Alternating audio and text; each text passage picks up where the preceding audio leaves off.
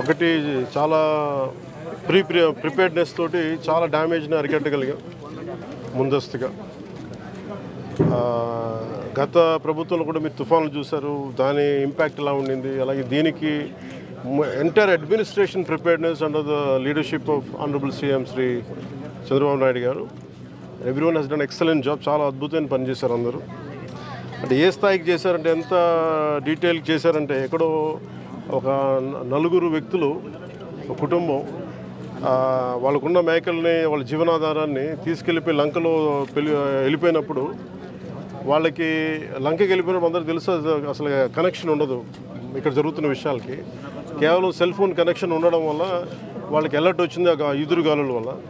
So వాళ్ళను కూడా rescue చేయగలిగారంటే, అసలు ఇంపాసిబుల్ టు రీచ్ అవుట్ అనుకున్న వాళ్ళని కూడా రెస్క్యూ చేయగలిగారంటే దీనికి స్టేట్ గవర్నమెంట్ ఎంత ప్రిపేర్డ్గా ఉందో మీ దృష్టికి తీసుకొస్తా ఉన్నాను.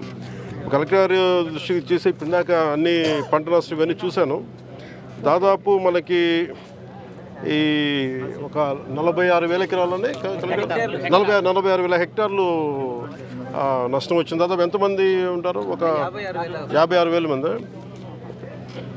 సో ఇది అందుకే చూసాం. ముందుగా చాలామంది కౌలు రైతులు కూడా నష్టపోయారు. దీని గురించి ముఖ్యంగా బాలశౌరి గారు, మన్ను బుద్ధిప్రసాద్ గారు, మంత్రి గారు అడుగుతూ ఉన్నారు.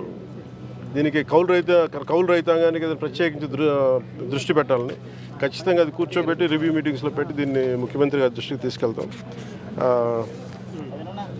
అలాగే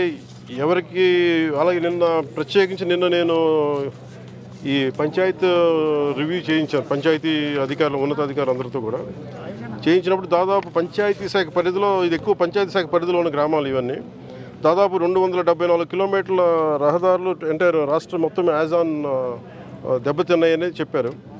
అలాగే సూపర్ శానిటేషన్ కానీ, సూపర్ క్లోరినేషన్ కానీ, పోస్టు ఈ అంటువ్యాధులు వచ్చే అవకాశాలు ఎక్కువ ఉన్నాయి. అలాగే 1,583 గ్రామాలని చాలా తీవ్రంగా ఇంపాక్ట్ ప్రభావితమైనవి.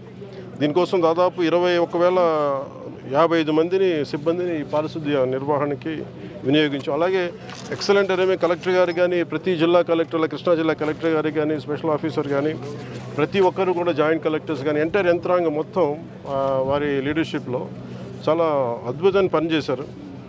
దాదాపు 23,000 మంది, 23,744 మందిని కేంద్రాలకి తరలించబడిన ప్రజలు.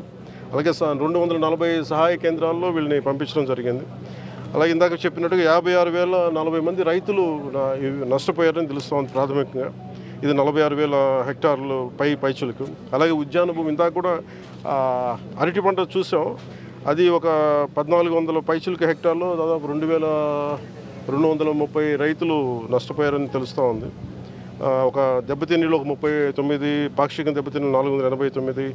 సో వీటన్నిటికీ కూడా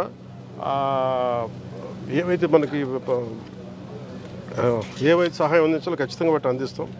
అలాగే యాక్సిడెంట్ జరిగింది, పాపం బైక్లో వస్తే చెట్టు విరిగి పడిపోయినాయి, అధిక రక్తస్రావం చనిపోయిన శ్రీ కోయా సుబ్బారావు గారు, వారి కుటుంబానికి మా ప్రగాఢ సానుభూతిని తెలియజేస్తాం. అలాగే పునరావాస కేంద్రాల్లో ఉన్న వాళ్ళందరికీ కూడా 25 కేజీల బియ్యాన్ని మత్స్యకారులు, చేనేతలకు ప్రత్యేకించి 50 కేజీల బియ్యం వాళ్ళని ముఖ్యమంత్రి గారి ఆధ్వర్యంలో నిర్ణయించింది. అలాగే బియ్యంతో పాటు కావాల్సిన కందిపప్పు కానీ, పామాయిల్, ఉల్లిపాయలు కానీ, బంగాళదుంపలు కానీ, పంచదార కానీ కూటమి ప్రభుత్వం వీటన్నిటిని ఉచితంగా సప్లై చేస్తూ ఉంది. అలాగే శిబిరాల్లో ఉన్న వారికి ఇళ్లకు వెళ్లే ముందు ఒక్కొక్కరికి 1,000 రూపాయల చొప్పున ఇస్తూ ఉన్నాం. ఒక్కొక్క కుటుంబానికి గరిష్టంగా 3,000 ఉంటుంది, 3,000 చెల్లిస్తూ ఉన్నాం. అలాగే పంట నష్టం, ఇప్పుడు మేజర్గా ఈరోజు మేము చేసింది ఏంటంటే, పంట నష్టం అంచనా ప్రక్రియని సకాలంలో పూర్తి చేయాలని మేమందరం కోరుకుంటా ఉన్నాం. దాన్ని అధికారులందరితో ఒక సమీక్ష జరిపి దీన్ని క్యాబినెట్లో దృష్టిలో పెట్టి, అత్యవసర క్యాబినెట్ అంటూ కూడా దాన్ని ముఖ్యమంత్రి గారి దృష్టికి తీసుకెళ్తాం అందరికీ కూడా.